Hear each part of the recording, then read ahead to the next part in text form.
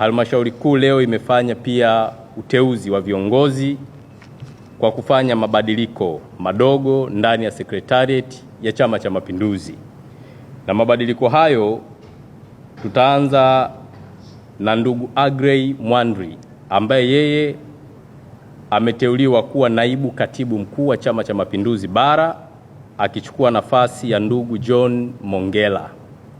Lakini nafasi nyingine imependekezwa kwa ndugu Abdi Mahmud Abdi ambaye yeye atakuwa naibu katibu mkuu wa Chama cha Mapinduzi Zanzibar, na ndugu Abdi alikuwa ni naibu wa umoja wa vijana wa CCM ambaye anatokea hapa Zanzibar.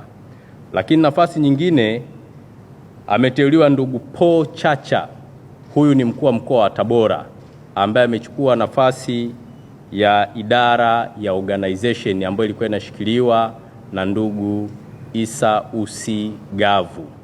Lakini sambamba na hilo ameteuliwa tena ndugu Jamal Kasim ambaye amechukua nafasi ya uchumi na fedha ambayo mwanzo alikuwepo ndugu Mirumbe Chacha aliyekuwa anashikilia nafasi hii.